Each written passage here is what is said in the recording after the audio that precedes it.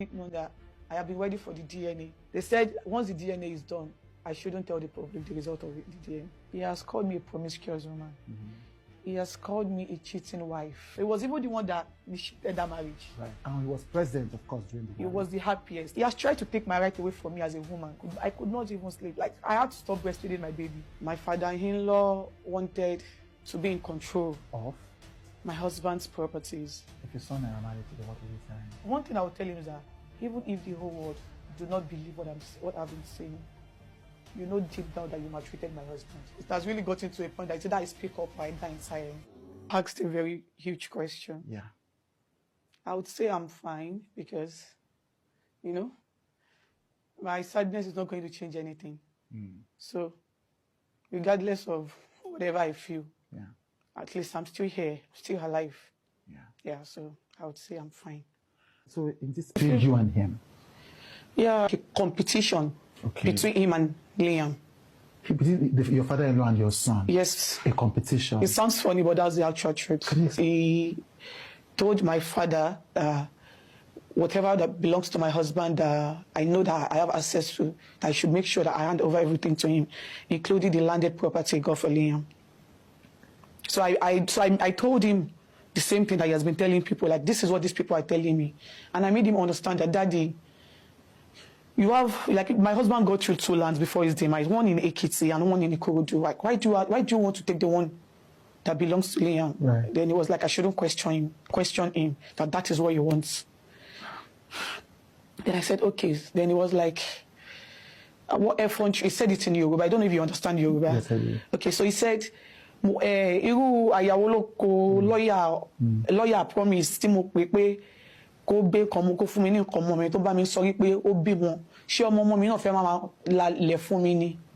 Like, I don't know if I can translate it in English. So he actually said, like, what effrontery does my lawyer? Does your lawyer have? My husband's lawyer has. Right. He requested for his son's properties, and he was telling him that he has a son.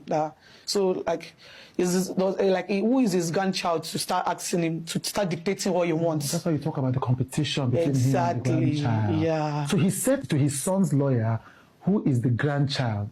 To challenge him on Mohbad's my husband's property. Yeah.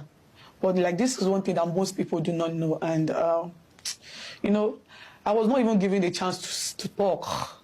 So I was not given the chance to say my own side of the story. So, you know, as much as I feel like, oh, some things need to be addressed, I still had the mindset that I don't know how people would react if I should talk, because without hearing anything from me, they've crucified me, they've said a lot of things about me. Yeah. So, you know, that alone has, you know, made me, like, my low self-esteem to be very, very low, because, you know, I no longer have the audacity to at least speak on things that really matters.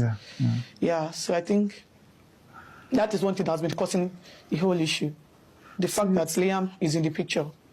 It has really gotten to a point that it's either I speak up or I die in silence.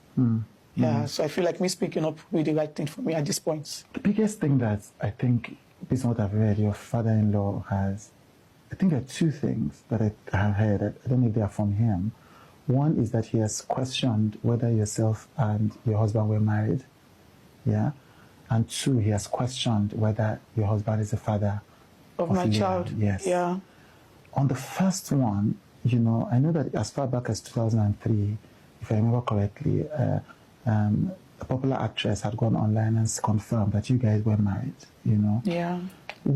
What's the exact status of that marriage thing? Because I think that's the first thing your father-in-law has spoke about. Yeah, it was a traditional marriage, like, yeah. Which is recognized under the law. Of course it is. Right. So it wasn't an introduction you did? No, it wasn't. The funniest thing is that he was even the one that made that possible. I mean, my father-in-law.